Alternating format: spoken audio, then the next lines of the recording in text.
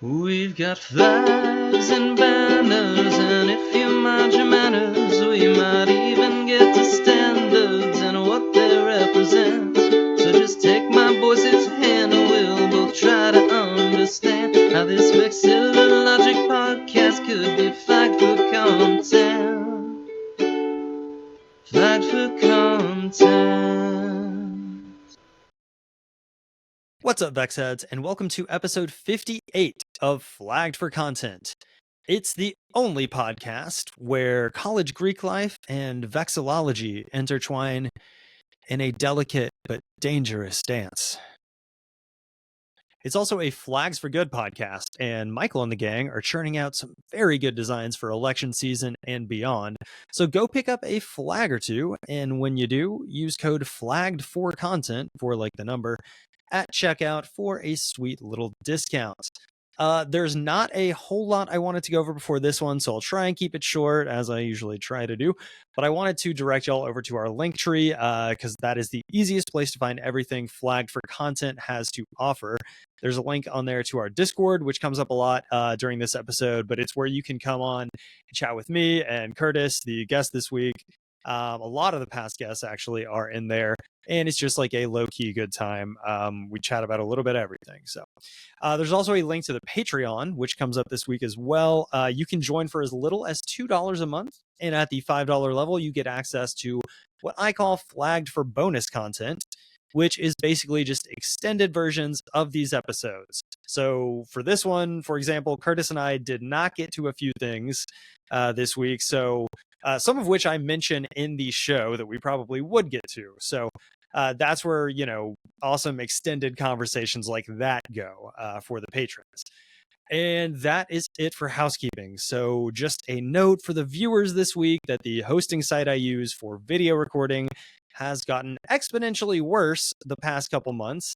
And we had a weird double desynchronization, like my audio and video and also his separately around what'll probably end up being 30 minutes in, depending on how long I talk right now.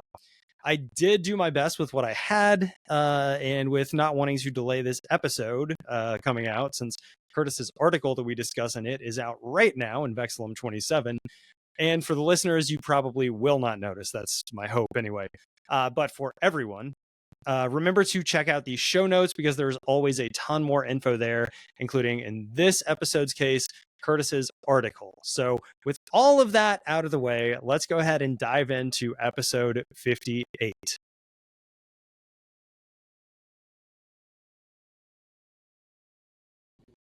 Folks, we have another returning all-star this week.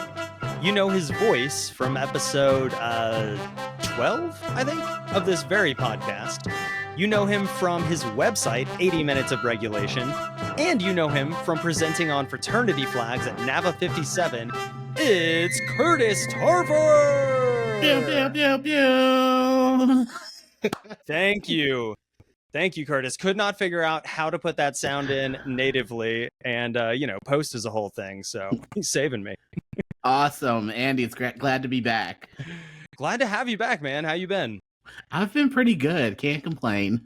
Good. Yeah, looking forward to this. Yes, likewise. Yeah, it's been a long time in the making.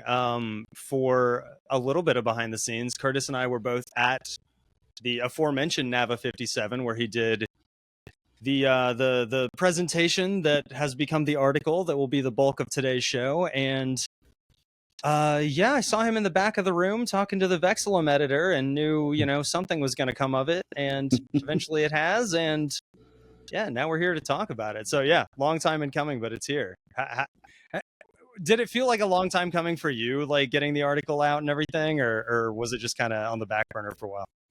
A little bit of both. So, we had the conversation right there at NAVA 57, and I had sort of had some fairly hot off the press edits at the time that I presented. So, I kind of kept kept my research going and had uncovered, I think at the time, uncovered another one. And so there were some things I had to pivot on. And so I say all that to say, at the time I was speaking with a Vexillum editor, we did not, I had to go into some revisions before I sent some things to him. So we passed it back and forth a couple of times. And, here we are. It is almost a year later that we've got it in the magazine. So but at the same time, it wasn't like I was sitting there waiting for it. There was progress taking place. So Right. so yeah, it feels a little bit like both.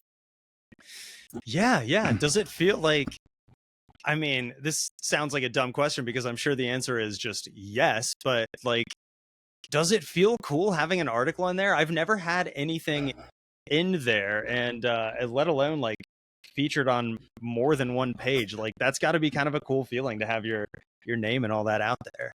It does, and since I joined NAVA, I have not joked that I'm now a card carrying flag nerd, and to also be published, it's I think I'm just taking this thing full out. Yep. Yeah, it's same. I actually as I was reading the article and reading I guess like at the end of your article where it kind of gives like your, credits and everything, if you will. It says you joined NAVA in 2022, which is the same year that I joined. And I think a lot of people joined. I don't know what it was about 2022 specifically. I mean, I know 2020 as COVID started. I imagine a bunch of people started joining in between those years, but yeah, you and I joined around the same time, and I don't know. I just thought the synchronicity on that was cool. Yeah, and I don't even know what it was that did it with that time for me, because I think I probably sat on it for a year or more and just fence sat and decide, am I going to spend not that it's a ton of money to join, but it's a cost, but at sometime in 2022 I was like, you know what, we're doing this, and the rest is history. Yeah. I was deciding to start a flag podcast, and I was like, well, I should probably be a member of NAVA if I'm going to do that. That's fair. And yeah, it's worked out nicely. But anyway, we will go ahead and give the VexHeads a rundown of what's up the flagpole today. So, as I mentioned, he was on episode 12, and that was before we started doing over and underrated flags. So we are going to hit on those in this first segment here. We will go in depth on his NAVA 57 presentation, which is now a Vexillum 27 article on fraternity and sorority flags, as mentioned. And we will check in on the state of his project, 80 Minutes of Regulation. But first, Curtis, before we get to any of that stuff, I do like to ask my guests, what is the flag that got you into flags? All right, so I am going to say the flag that got me into flags is the flag of Thailand, but it's under very specific circumstances. Okay. So, like a lot of us, I think it's probably pretty comorbid that those of us who like flags also like geography. Yep. And so one of the maps that I spent a whole lot of time looking at is the World Warrior map on Street Fighter 2. Oh, and yes.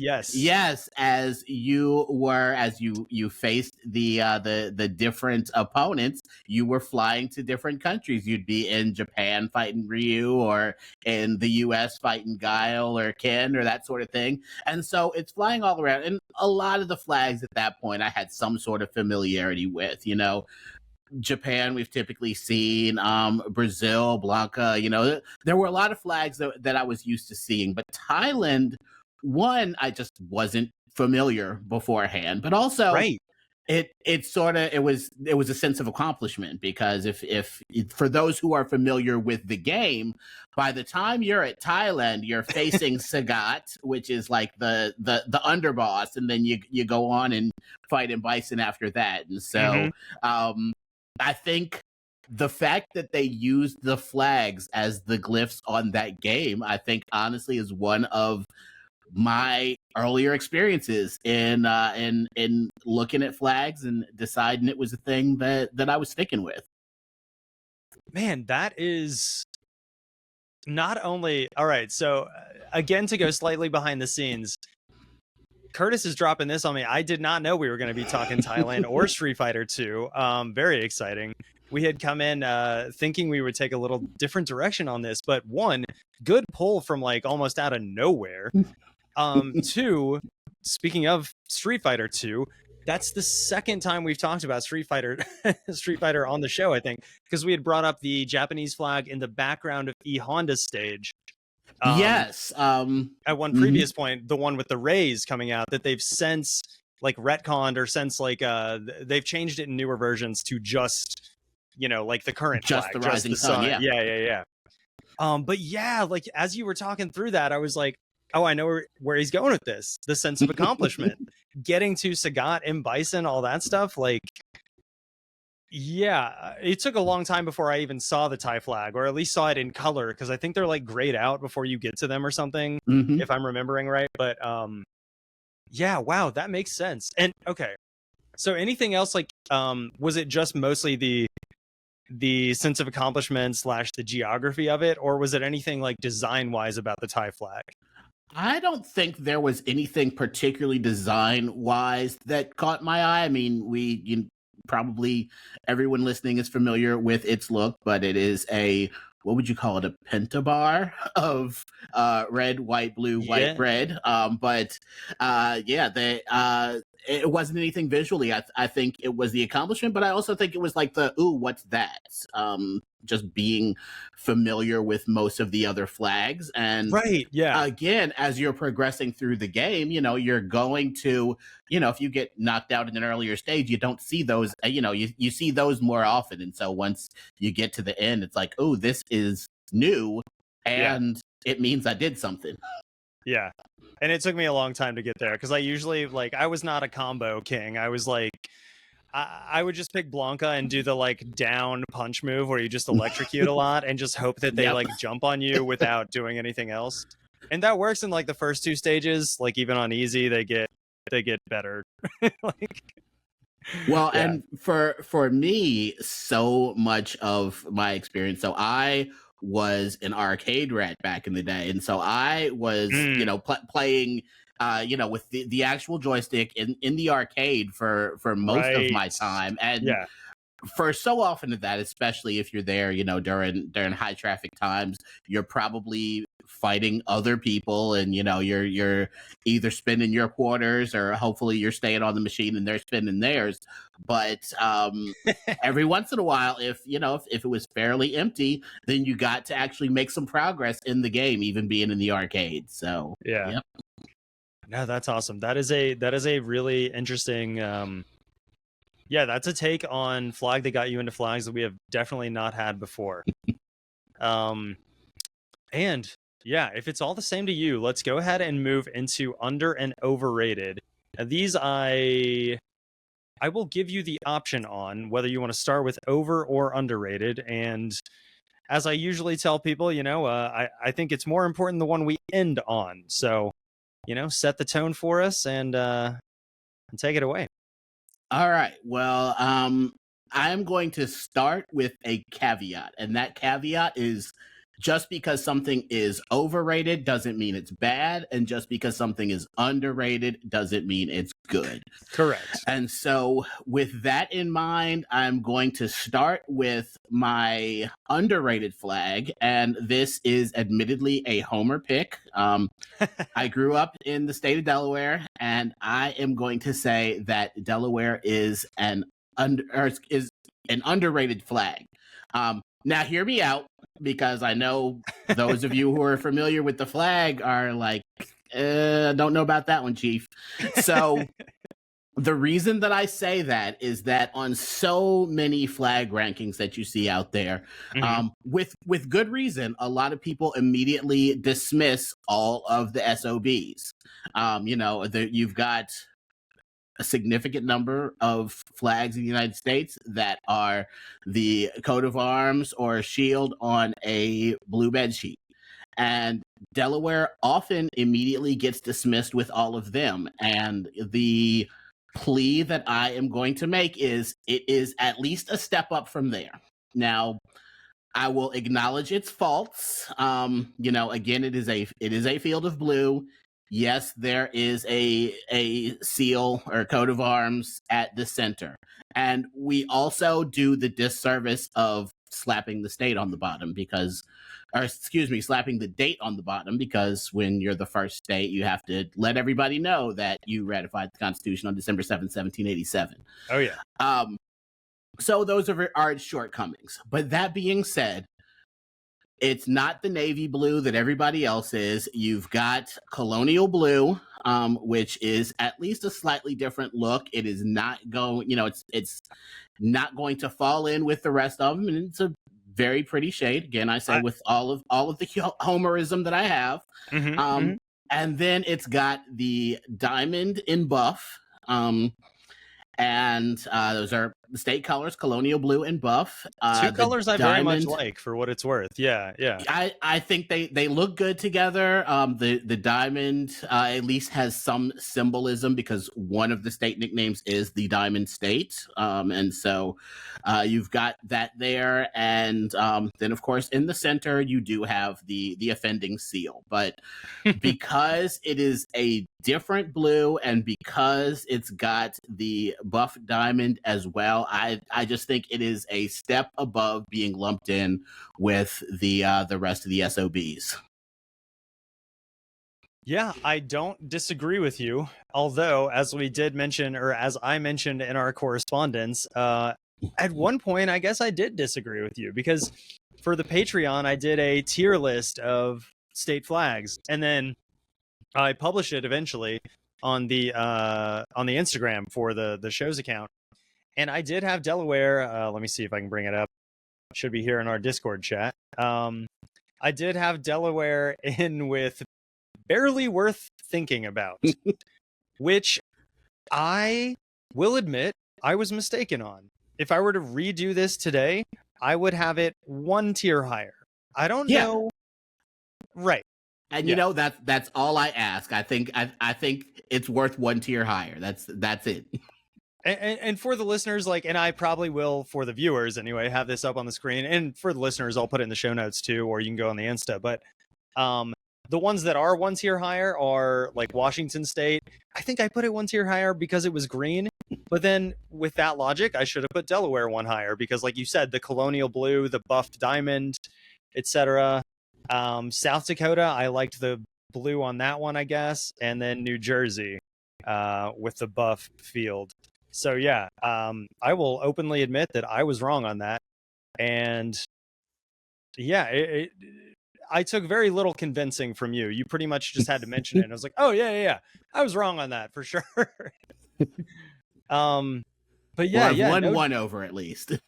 Yeah, no disagreement here. Obviously there is some room for betterment, as you mentioned, and the sin of this or that or whatever. I do, like you said, as the first state, I understand why they put the date down there and everything, but there are better ways to indicate that you're the first state. Absolutely. Although it is tricky with being the first state, 1 star, because 1 star, there are a lot of flags that have 1 star. I think 2, a lot of the redesigns for Pennsylvania, not the Keystone one, but the original Flags for Good redesign for Pennsylvania had 2 stars, indicating the second state. And I feel like 2 stars, 3 stars, when you go down the line like that, you can kind of understand 4 stars, that must mean they were the 4th state. 1 star is a little more nebulous, I think. But I don't know. There's a way to make it work. There's a way to at least try to make it work. Yeah. And I'm assuming, as much as you think this one is underrated, there is still something you would like to be seen done. Not necessarily something specific, but would you like to see this one change, or you like it kind of as is? Or yeah, so I'm not beating the drum for it to change. But if I were to change it, I think it's Ted K who says within every bad flag there's a good flag trying to get out. And to me, I think you could, keep the colonial blue, keep the buff diamond, and put something else significant in the middle. I have, joked, not joked, that it could be a chicken. We are also the blue hen state. Yeah. That was the Revolutionary War mascots, or Revolutionary War, excuse me, our soldiers, the Delaware militia. They famously fought blue hens, and it lives on in the mascot of the University of Delaware. So slap. And it also lives on in the Purdue plant on the Eastern Shore. So chickens remain a mainstay in the state of Delaware. So, but yeah, whether regardless of what it is in the center, I mean, you could just leave something. It could just be colonial blue with a buff diamond. That alone, not the worst looking flag. So, I'm not beating the drum for it to change, but I think that if it were to, it's very easy to keep the same sentiment and make it a better flag. I agree. Also, here's a thought experiment that I just stumbled upon. But so there's been a rash of state flags changing, especially SOB ones, seal on bed sheet, especially with the darker blue, Utah, Minnesota, what have you. Maine here in the near future. Inevitably, it seems like there may be one at the end of that. Like, there may be one left that hasn't changed. And I wonder, I don't know. I wonder what that one will be. And it may be more a function of just like whose legislature is the slowest in adopting or getting some kind of change underway. But like by force of whatever, there has to be one that is the last one. Or, well, I don't know. Maybe I'm being optimistic and thinking that they all will change. But if all the other ones were to change, I would love to see the ones that didn't be like either this or like New Jersey. And that's just my opinion, I think. Again, if you start with the premise that they all will change at some point, which I'm not sure is the case, right? But let's take that as the opening premise. And again, at that point, it pretty much boils down to whose legislature is the most stubborn. Right. but you also like. Your own Tennessee doesn't need to change. Like there are plenty of states that are good, but let's continue down that road. Let's say they all change somehow. Delaware, if it wanted to, could be stubborn enough to also be the last state. We could be the first state and then be the last state. Wouldn't that be perfect? That would be yeah. Oh man, yeah. Let's leave that one there. Let's go to Overrated. And, all right, and roll into that. Yeah, and you actually kind of lobbed one up for me there because you talked about how there's any number of states. It's difficult to tell that you're talking about being the first state if you just put one star on it. And so I'm going to buck conventional wisdom. I'm going to mess with Texas. Right. At your own risk. I'm messing with Texas. And again, I'm going to go back to my caveat. Just because I think you're overrated doesn't mean it's not good. Texas's flag, it's fine.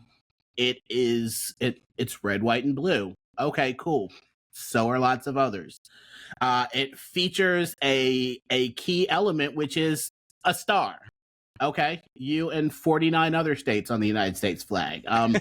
I think that Texas's flag gets the love that it gets because Texas gets the love. Like the people who are proud Texans are proud Texans. And so the flag kind of gets pulled along with that. And they are legion. Yes. And they move. I mean, yes, they're everywhere. Yeah. Mm-hmm. And so, it is Texas is overrated because it is not on the merit of its strength as a flag. It is on the merit of people's connection with Texas, which isn't a bad thing. I think one of the key purposes of flags is to represent. And so in that instance, mission accomplished. But if you want to tell me how great the flag of Texas is, citation needed. Yeah, no, I couldn't agree more. This is something I think I've talked about time to time, not too much on the show, but yeah, I agree. And for all the reasons that you stated, I don't think it's a bad flag, but I think that it gets more love/respect. I don't know if those are even the words I would use. Well, definitely love than it deserves. It is a good design, but it's not a great design. But by virtue of, like you said, it being everywhere, not just within the state of Texas, but the state of Texas having a huge population, and that population falling so much in love with the flag and then going elsewhere and spreading that, like, when people are from Texas, because they will, yell it from the mountaintops because they've never seen mountaintops. So they got to go to them and yell it. Yeah. I've never been to Texas, full disclosure. There might be mountaintops. I don't know. But yeah, it gets, I think, similar to the American flag. Like, it's design wise, yeah, good. And then it gets spread all over the world because we as Americans go all over the world and spread it. Texas is like a microcosm, I think, almost of that. And even the flag, in a sense, is kind of a microcosm of that, just in like look and feel. Yeah. And I think it's also, the pride that, much in the same way that the pride in the state or nation gets transferred into pride of the flag, I think that plays out in both circumstances. Yeah. Oh, yeah. Definitely linked for both. And sorry, go ahead. Well, I there's also, I think there is a nuance in Texan history that also adds to it. So, as most know, Texas has lived many lives, not the least of which being as the Republic of Texas for a short period of time. Mm-hmm. And there is this myth that is out there among folks who, that somebody heard it and passed it on or whatnot. There is a belief that the flag of Texas can fly on a flagpole at the same height as the flag of the United States because we used to be a country. I have heard folks say that. You can fly at a flag at the same height as the U.S. flag as long as the U.S. flag remains in the position of honor. That's the same for any of our states. But I think there is a myth that prevails in Texas that because they've got history of having been their own country for a small period of time, that they sort of get that national flag honor. And one, it doesn't work like that, but two, it's just, I think, part and parcel with that pride, or dare I say hubris, in Texas and in turn in its flag. Yeah. I don't know how many friends we're making in Texas with this part, but I bet a few of them a few of them got to admit, kind of right. I hope I'm not messing up your sponsorship deal here. I don't. Hey, Michael. Yeah. Hey, what's up? Flags for Good. Now located in Indianapolis, behind me. Hey, repping. Another flag with 1 star. Another Lone Star flag, if you want to, call it that. And also, like, that logic doesn't even, like, California, like, you could say the same thing. Like, California was at one point its own country, right? I mean, California Republic is on there. Yep. I don't know all the ins and outs of that, I will admit, but I believe at least for a period of months, if not a year or something, it was, yeah, like, you could say the same thing about that. And I know, say the same thing about the Kingdom of Hawaii. Yeah, right. So Texas is not unique in that, although they are always looking for something to make them unique in a lot of ways. But yeah, I don't know. And Texas is also, like, I mean, Six Flags started there, and it's called Six Flags for a reason. And I'm guessing most people that listen to, are fans of this show, know the reason. But it's because Six Flags have flown over Texas, and I doubt I could name them all right now, but one is, like, the Mexican Empire / Republic, whatever, the US one, the Texas state one or Republic one, Spanish, French, I think, at one point, and then there's the sixth. I don't know. I mean, one of them is that 4-year failed coup in the 1860s. That's one of the flags they count.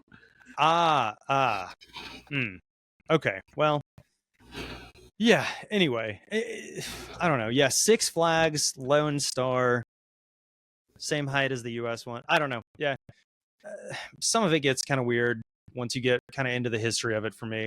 But again, like going back to just like purely aesthetics, it's a good flag. Do we know when? Okay, sorry. To kind of wrap up, because we do need to get into the main block 2 here, but it was adopted in 1839. I do want to look up when the Chilean flag was adopted. I suspect That it was probably is later, but I something don't know for a fact. And those are the two that usually get. That's Oh, something I often 1817. wonder Oh, and okay. never remember to look up. So 1817. So, I mean, Oh, so Texas is the biter. I don't know. Oh, the Chilean flag is also known in Spanish as La Estrella Solitaria, the Lone Star. Huh.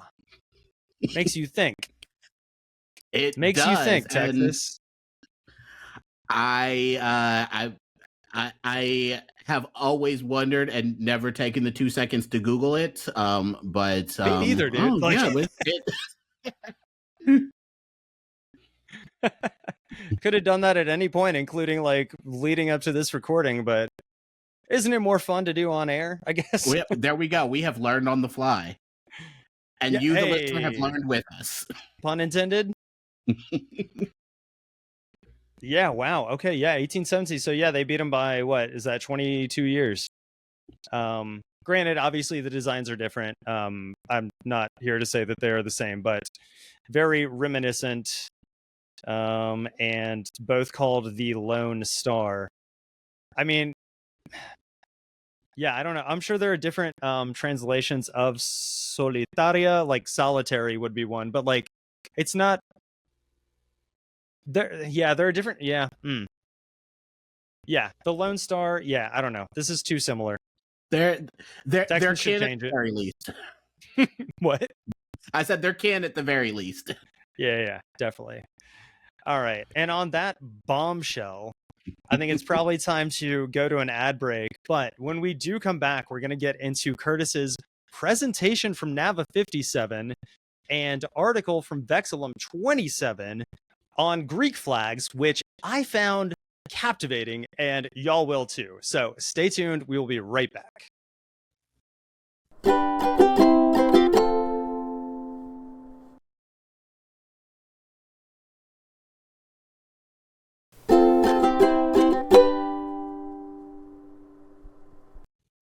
Okay, VexHeads, we are back more with Curtis Tarver, who has done an amazing presentation at NAVA 57 that I was lucky enough to be there for, that has now, as mentioned, turned into a fantastic article in the 27th issue of Vexillum, NAVA's magazine. So, yeah, the presentation, the article, these are on fraternity and sorority flags here in the US at our universities, colleges, etc.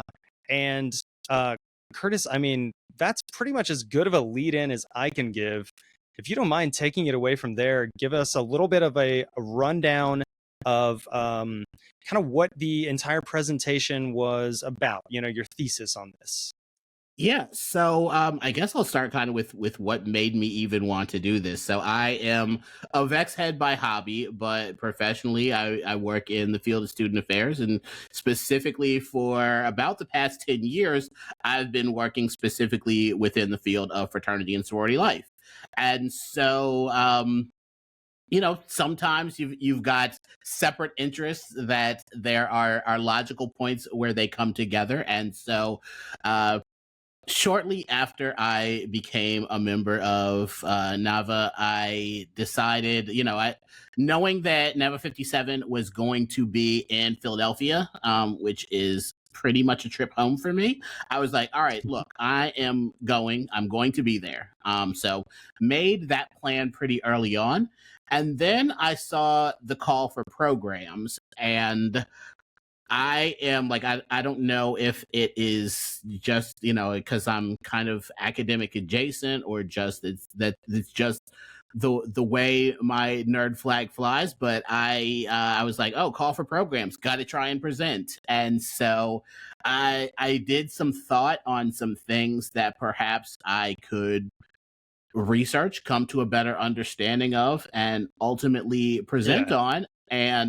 Uh, and fraternity sorority flags was one that pretty quickly hit as a logical. I'm like, this is um honestly, it's kind of doing work stuff. I mean, and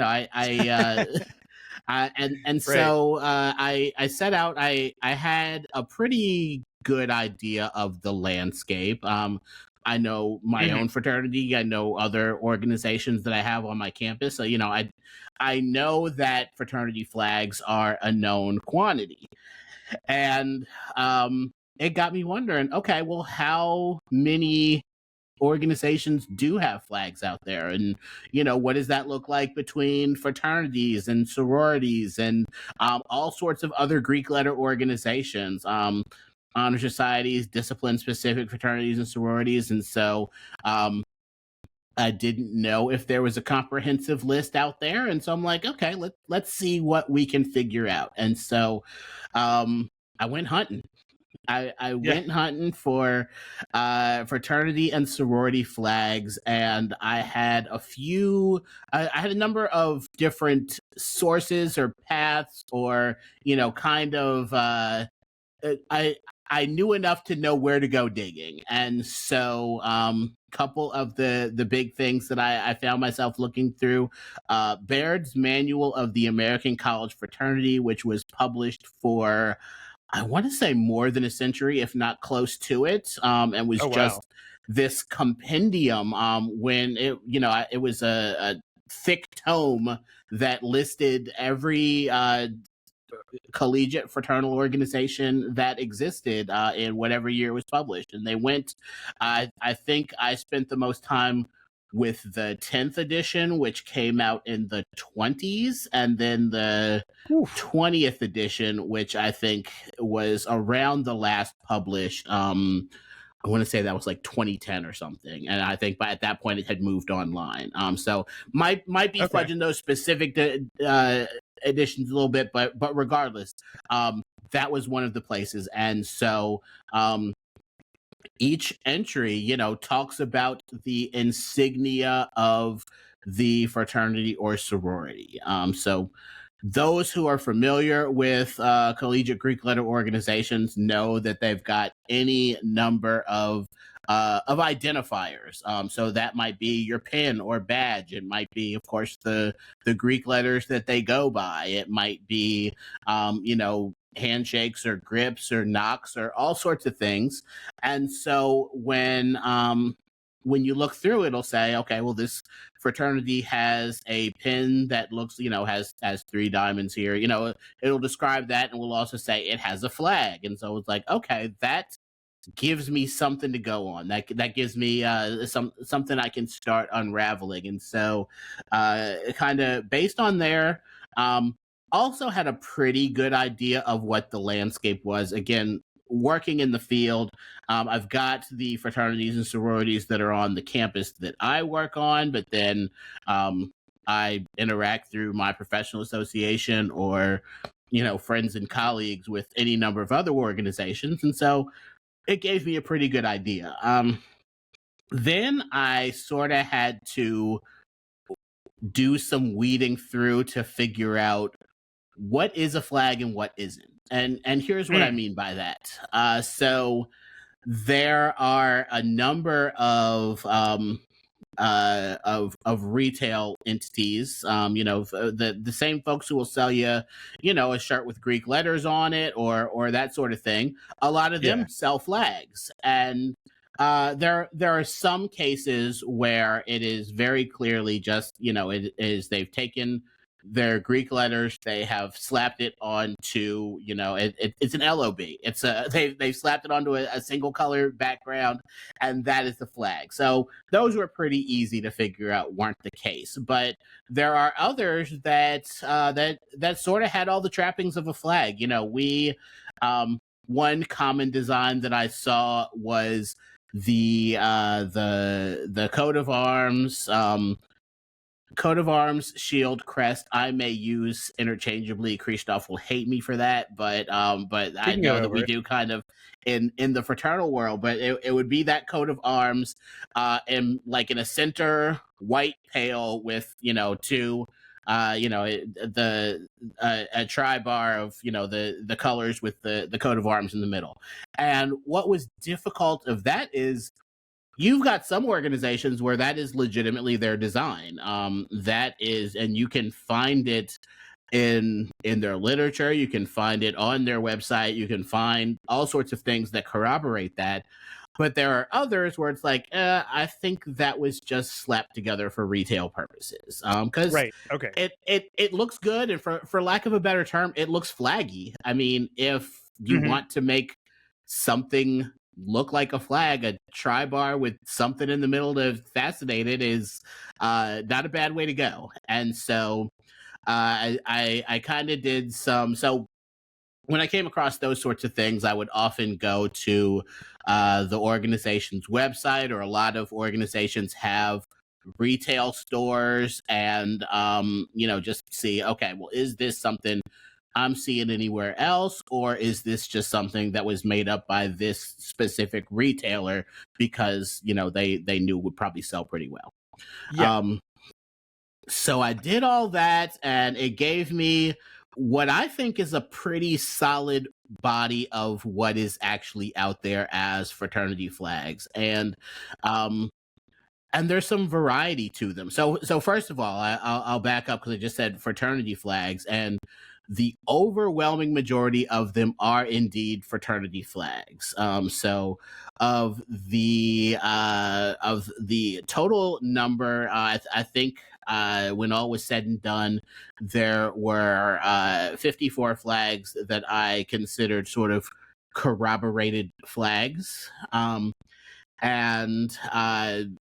nearly all of them, I think 47 or 48, were fraternity flags.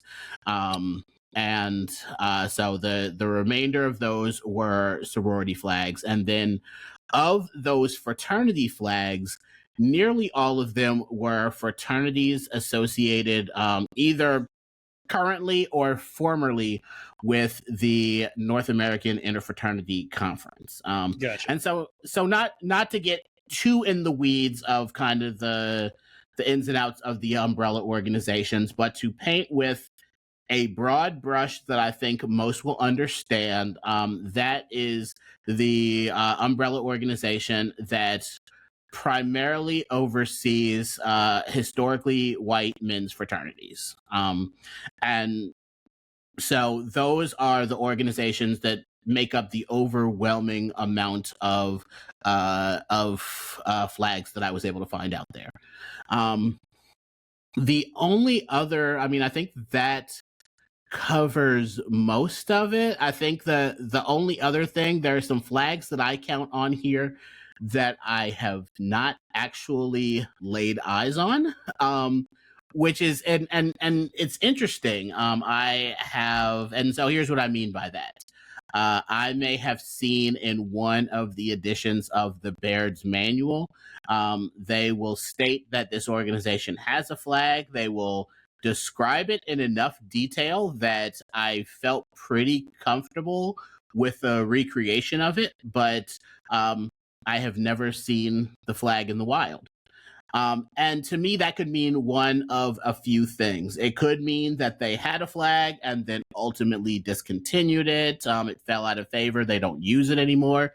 It also could mean that they have a flag, and at some point, they decided that this is, for the eyes of brothers or sisters only. It may be a flag that only comes out in rituals for members of the organization. So I can't say for certain if those flags still exist, if they cease to exist, or what the case may be, because it may be that they just still exist in a place that my eyes are not welcome. So, yeah, I think that's a big part of the research that I did, and what I ultimately turned into a presentation and article on fraternity sorority flags. Yeah, that is a that is a fantastic summary of it. And partway through that, I wrote down a few questions, and as you were talking, you answered 2 of them. Okay. I do have a few more, and yeah, as I mentioned kind of at the top of this segment, I was lucky enough to be in the room when Curtis was presenting this as well. And yeah, one of the things that struck me is part of what you were talking about at the end there was access to the flags and whether they actually exist in real life as physical manifestations or as just kind of ideas, like whether this fraternity sorority used to have a flag and it fell out of use, or if if they're just much more private, etc. And I noticed both in your presentation and here in the Vexillum article, which I have here next to me, a lot of the normally in articles like this and in presentations, we would be pulling JPEGs and SVGs and images like that. Here, and by that I mean like mostly SVGs, like vector graphics, like scalable images. Here, a lot of what you have seem to be like there's wrinkles on them. They're clearly kind of like cropped images of actual flags that you found in a place like this. Theta Delta Chi, the Sigma Nu, which shout out to a lot of my friends who are Sigma Nus, the Phi Kappa Psi one. Like, these are flags, like, and a couple questions on that. I mean, well, I guess one you pretty much spoke to, although, yeah, further question, but yeah, just like, where did you source the images for these if they are so hard to find? And actually, I guess pretty much I guess that pretty much wraps it up. Like, where did you source the images for these? Because they can't be just things that you can go find on Wikipedia and just like search the flag of Phi Kappa Psi and just like grab a SVG image of. Yeah, and so a lot of them I was able to find. Whenever possible, I went kind of straight to the source of that fraternity or sorority. And so for many of them, they do have some sort of retail arm. And so often, if they've got their flag in their shop, it's this image here. And so it's not just hey, here is a vector graphic of what the flag looked like. It's like, no, we took our photography team out and took a picture of the flag, kind of in the same manner as if you see a t-shirt or something like that online. And so that's where I found a lot of these. There were also some of them. So Flags of the World, CRW flags, they had a number of them as well that were in this format, and so I found them there. Although I also, I'll proudly say I kind of helped them increase their offerings some, because I didn't mention them earlier in terms of one of the sources that I used, but I did seek a lot of the flags and find what they had there, but I soon found that what I had found was more than was on there. So I'm glad to report that they are now up on there as well. Yeah. You've got to stop answering my questions before I ask them, though, is the only thing. Like, no, no, that's fantastic. That was going to be one of my next questions, was like your interactions with CRW and like Flags of the World was like, yeah, pretty much what you just said. I was going to ask whether you gleaned more from them, they gleaned more from you, kind of a good exchange. It sounds like the latter. Kind of you got a few from them, they got a few images like of your own research, and it sounds like it was a pretty good exchange, I guess, in that respect. Would you say? Like, it definitely was. Yep. Yeah. Okay. Cool. Yeah. It's always nice to be able to help Flags of the World too. Like, I think I've only been able to submit like 2 that they didn't have. But yeah, and it Always a is good feeling. it is a very good feeling. Like it Yeah. is. Hey, here is perhaps the foremost compendium of flags that Right. folks go looking for, and here I am saying, actually, sirs, I think you've missed a few. Like, it's a good feeling, and again, I Yeah. spoke earlier of being a card carrying and now published flag nerd, and I suppose I can tack that onto my resume too. Yeah, absolutely. Okay, one other question that I wrote down. So I know there are so I was never in a fraternity or a sorority of any type. But I know a lot of them are, well, not a lot of them, actually. Fewer of them are kind of honor society type things. They're not necessarily fraternities, sororities in the traditional sense, or at least in the sense that we see in like, or that a lot of like Europeans see in like American movies. Like, you know what I'm talking about. I'm sure most people do when Yep. they hear and listen to this. But do honor societies and other kind of like offshoot, I hesitate to even say, well, offshoot's not the right word, but like other organizations that use Greek letters like this, do they have flags at the same frequency that traditional fraternities and sororities do? Have you found that there's kind of no difference there? I have found some. So again, my set is overwhelmingly members of the North American Interfraternity Conference, but Right. I included anything that essentially, if you use the word fraternity or sorority, I sought you out, and the reason I draw that sort of distinction is so there are, as you mentioned, there are honor societies that also use Greek letters, and many of them use that exact nomenclature. They'll call themselves an honor society, a society, things like that.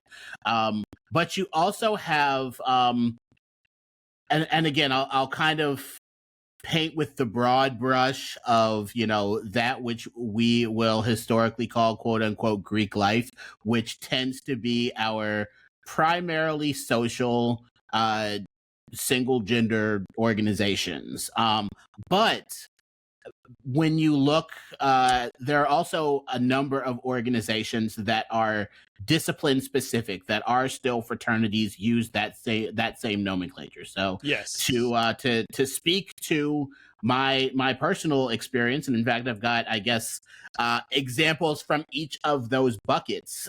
So I'm a member of Lambda Chi Alpha fraternity, and it is a again, sort of the what one might think of when they, when one uses the term Greek life. They are part of the North American Interfraternity Conference. In any campus that you go to, they will be probably under the umbrella of whoever the fraternity sorority advisor is. Now, you also have some of the discipline-specific organizations that will receive their kind of primary administration support from the academic area under which they fall. So, for example, I am also a member of Phi Mu Alpha Symphonia. That is a music fraternity. It is still social in nature, but it is music by design. That is our central tenet and focus, and so. It is, while it is open to students of all majors, you also you enter with that interest in music. And so with that in mind, that might be aligned under the School of Music. Alpha Kappa Psi, for example, which is another organization, they are a business fraternity. You'll often find them aligned under the School of Business, and so on and so forth. And so all of those, regardless of whether or not you are discipline specific, I included that when I went hunting. I also knew I was going to have to draw the line somewhere, because I also realized, I'm like, I can also get into fraternal organizations and Masonic orders and that thing. I'm like, okay, Curtis, slow down. So honor societies, and again, to draw another personal example, I'm also a member of a Greek letter honor society, Omicron Delta Kappa National Leadership Honor Society, and so that, because the nomenclature we choose for that is society, and we don't claim to be a fraternity or anything like that, didn't make it into my data set. Gotcha. Okay. Yeah. That all tracks. And I think during the course of this, you have answered most of my questions. The last one I had, and this will probably be a pretty easy one to answer, but I was just going to ask about the difficulty or facility of adapting your presentation into an article, or was that kind of like what was the process behind that? Because obviously the article a bit shorter. Yeah, so what's interesting, and the way that this played out, so when NAVA did the call for programs, what they ask for you to submit is a paper for presentation, and I'm sure that goes to sort of the academic past and present of the society, and so you'll see it any number of academic conferences. Like, if you're making a presentation, you're presenting a paper, and so what I submitted at the start was more of a paper, which I chuckled at the time that I was writing, because I'm like, I haven't actually sat down and written a paper in paper since format. You ran a Greek organization. Certainly since my graduate school days, and so and so I was like, well, here I go again. But because that was the starting point, I think the curve was actually at the point that it got accepted, and I was like, okay, now I have to turn this into a presentation. So that was kind of where I had to feed it a little bit and make sure that it was going to it had everything that it needed for me to spend the time allotted and that sort of thing. And so Gotcha. So following that, when it came time to turn it into an article, well, now I already had the paper written, so I did some updating. I had found some things between when I first submitted the paper and when I made the presentation, and so but at that point it was just kind of revising, tweaking, and that sort of thing. Right on. Okay, perfect. I think that is a good place for us to wind up at least the second block here. When we get into the third block after the break, we will get into some listener questions. We will go into Curtis's project, 80 Minutes of Regulation, which we talked about on his previous episode 12. We may get a chance to talk about some of those flags behind him there. And after that, we'll probably wind down. But stick with us. We will be right back.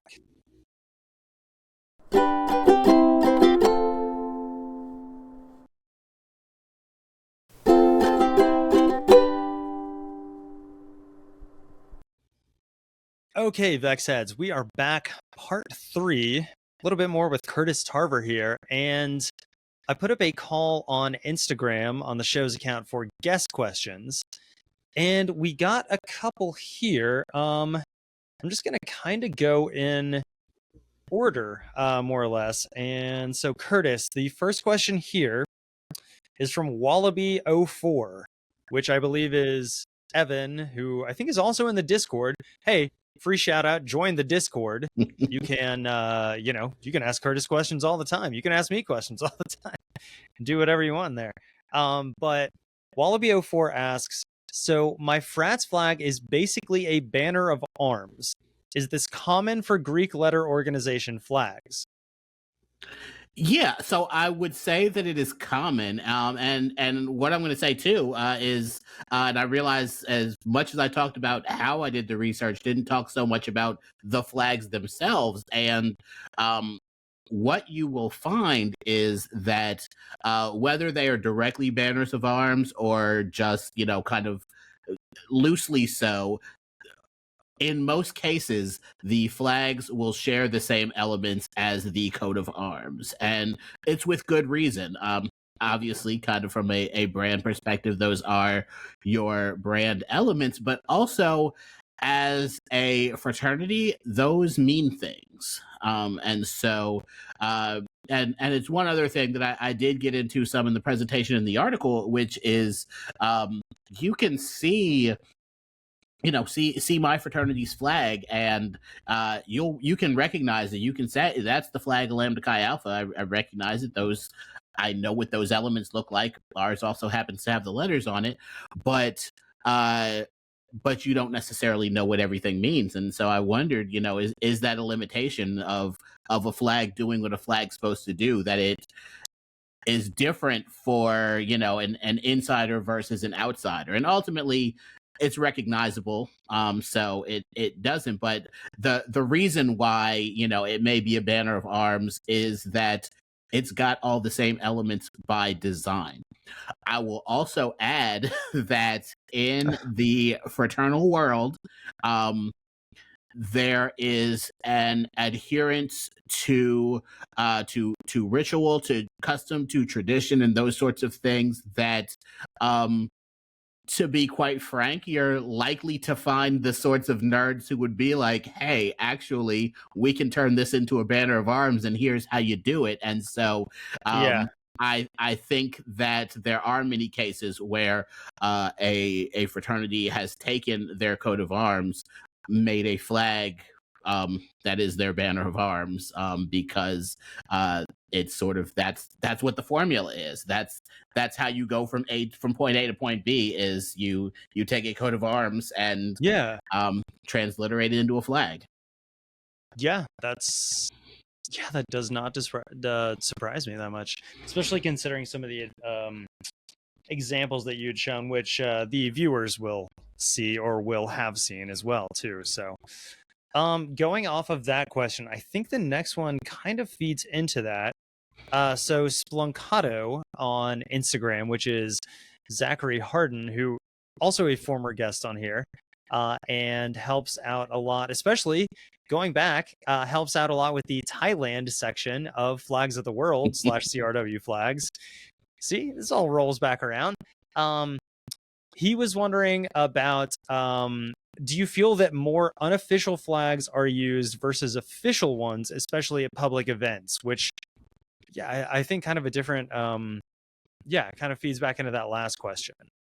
Yeah, and so I would say I see both, and so when we talk about unofficial flags, I mentioned how you've got the fraternity, official fraternity flag that it's kind of, if you know. And if you've been around fraternity sorority life, like, you are going to recognize, you're going to see a purple flag with a cross and crescent at the center of it and say, yep, that's Lambda Chi Alpha. You're going to say, you're going to see, you're going to recognize the elements. But if you want to be more explicit about it, you slap your Greek letters on a solid color background. And so I think that you see a lot of organizations do that as well, because it serves the purpose of a flag. It's something you can run up a flagpole. It will serve as, you might put it outside the house, or, your tailgate, or whatever the case may be. And so I think you'll see organizations that do that as well. Actually, being the person that I am, and trying to provide something for the fraternity sorority community with which I work, I got all of our chapters flags. Now, these are all unofficial flags. Yeah, so not all of our organizations on campus do have flags, but for any organization, you can create that unofficial. You put their letters on, in most organizations have 2 or 3 colors. You put them in one color on a background of the other color, or so on and so forth. And you've got, it may not be the flag, but it is a flag. And so I got those for all of our organizations. So if they're doing a student org fair or at a campus event or things like that, they've got one more way to represent themselves. And so, those unofficial flags are also, you're also likely to find them on some of those retail sites and things like that. So I think that organizations that do have an official flag take some pride in that, and they certainly will fly it in public, but I think just as often, the unofficial flags will work just as well. Yeah, I guess like to me, it's kind of a difference between like, or not like a difference, like I don't know. It seems like obviously if I have a flag that is the Sigma Nu colors, that's just the one that I know the most. That is the Sigma Nu colors of like black and gold, black and yellow, if you will. And it's just got a big Sigma and a big Nu up there. And I'm doing that one in public. People will unmistakably say like, okay, that's Sigma Nu. They are in attendance. The guy carrying that, the people in file behind him are Sigma Nus. Okay, great. But if the Sigma Nu flag as it is, which I think for the record, and I'm not just saying this because I'm biased, but I think is one of the better, if not the best, of the fraternity flags, like that one like could get a little bit lost in the fray if and there's a big if or whatever, depending on what the other ones are carrying, like if they are mostly carrying those ones that just have the Greek letters, and then you're carrying one that has the snake. Now, obviously, if I'm intertwined with Greek life there, and Greek life being sororities, fraternities, etc., and I know that the coiled snake is a traditional Sigma Nu thing, and I know the colors, then sure, I'm not confused on that. But to Zach's point on this, like at very public events, and to your point as well, at very public events, like I think I'm probably more likely to carry the one that just has the letters on it, because more people there are fewer people there are going to know the coiled snake than are going to know the letters. So yeah. I guess it does depend on like how, I don't know, or it's a recognition type issue. Yeah, and in fact, I'll go you one further with the Sigma Nu flag specifically. If you are not familiar with that fraternity or that flag, or you're not flag savvy enough to realize the difference, you might think they're carrying around an alternate Gadsden flag or something like that, and that's also true. Perhaps put some things on them that they may or may not want to profess. It's like, I am representing my fraternity here, and you may be tying me in with other things. And so while I don't know if that's the specific reason why an organization might make other choices, certainly being more explicit, especially when there's a potential for confusion, is probably going to do you well. Yeah. 100% agree on that. Yeah, I think that ties up my questions, and I think the listeners' questions as well. Other than, actually, yeah, let's linger just a little bit. There is one more listener question, but let's linger slightly longer on fraternity sorority flags, because I just kind of want to ask you, and this is off script. Curtis and I have not planned for this. I kind of want to ask you, do you have a favorite of these, especially given the amount of research and everything that you've done, and how much we've talked about, your research more than the aesthetics of things, admittedly. Do you have aesthetically a favorite out of these flags, or even like maybe a top 5, or like a certain type of design, a triband without letters, a triband, like I don't know, just Yeah, so I think one that is particularly striking to me, for a few reasons, not the least of which being it is a good flag by all of the guiding principles that are put forth. It is it's strong brand, like it's just a good looking flag.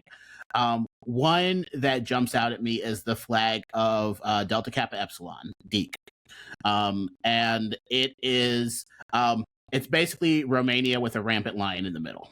So it is a vertical, it's blue, gold, crimson, and yep, Andy's got it up right there. And it's just, it is like, it's just a flaggy flag. Like it's for the simplest of terms, like it does flag in pretty well. And I think one of the other things that is particularly cool about that flag, and is kind of part and parcel with both what fraternities mean to their members, but also the way that they are used. In the expedition to the North Pole, Matthew Peary had his Deke flag along with him, and so there are pictures of the North Pole expedition that have that flag in it. So, Right. it is, yeah. So, yeah, I think just having that question with no rehearsal, that's the one that jumps out at me. So yeah. Yeah, didn't mean to give that to you with no rehearsal, but honestly, I No, kind of think it's better that way. no, that is perfectly fine. It's not like you've not done the research on them, so they're all like somewhere This is true. tumbling I mean, around up there. I know a little bit about it. So Yeah. No, honestly, and I don't know if I don't know who formatted it in Vexillum. I'm guessing it wasn't you that did like the ultimate formatting, but like those three that are down there, Phi Kappa Psi Sigma Nu and Delta Kappa Epsilon for the listeners. I won't say they're my favorite because I haven't seen the mass body of flags that you have, but those three are solid winners in my opinion. So absolutely, they are. Again, they are flaggy flags. I was gonna say, and there's a reason they're clustered down there. So yeah. All right. Yeah. I think that's probably good on that part. Not that that's the end of this block, because we still got a little bit to go here. I did want to we had one more listener question, and this is from Flagman, and this is Frederick Lindbo in Norway, in Oslo. And I think he just wanted to ask you in particular, Curtis, and maybe this should have even been in part one, but here we go. What is, in your opinion, one thing about flags that your fellow flag enthusiasts don't get? So a little bit of a different. Yeah, and so I don't know if this is one that my fellow flag enthusiasts don't get, but I know it is one where I have at least a slight break of opinion from some folks. So if you listened to the episode with Ted K, I know he said something in that episode that he said to me when we were together in person, and that is that a flag's primary responsibility is to communicate at a distance. That is,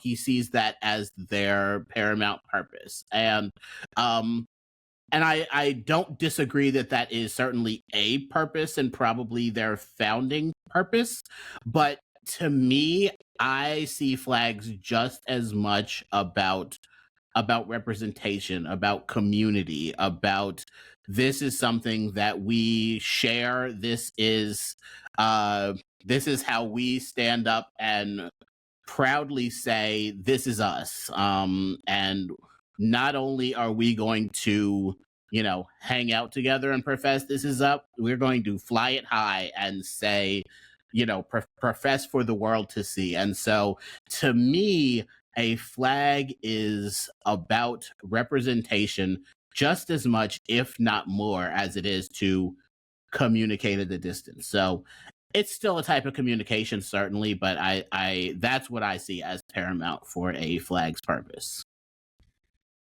Yeah, I have to say I agree with you on that. Definitely communicating at a distance is a purpose, as you said, a purpose. But I do think I think that it's slightly outdated as a view to think that that's the primary purpose. It can even be maybe a co-primary purpose, but I don't think that it's the primary purpose. When flags when they were maybe not invented, but when they were at their zenith, as far as what he's talking about, it was like the age of sail, right? And navigation. And yes, you want to communicate at a distance what that ship is in the distance. Like you have a pirate flag behind you there that folks will be able to see in the background. That's your invention, which we'll get into on the Patreon. Hey, join the Patreon, by the way. But in the modern age, I'm not convinced that that's the most important thing. And the person who asked this question, I think going back to that, it being Frederick Lindbo, who created the Forest Fens flag. I think that's important to wrap in here too, because the flag that he created is for a community, It's right? absolutely about community. Yes. Exactly. And that touches so well on your point. Like, it's not a flag for a country. It's a flag for a people, for a community, as you put it better than I could. And they all have rallied around it to the point where, like, I've seen so many, like, there's a Facebook group of Forest Fens, and half of the people in there, like, they were nice enough to let me in, and I said in the little, like, entrance thing, they're like, are you a Forest Fen, or like blah blah blah, like, how do you know about us? And I was like, look, I'm not, but I have an interest, and here's what it is. I run a flag podcast, blah blah blah. I know Fraternity. And they let me into the group. But like, so many of them have either the flag itself as their profile picture, or them hugging it, or them carrying it, you know, like, but flags mean so much to communities and like identities like that.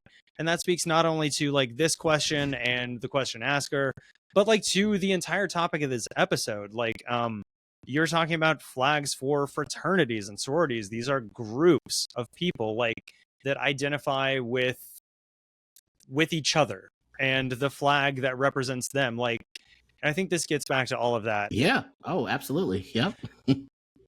All right. Well, Frederic, thank you so much for the question.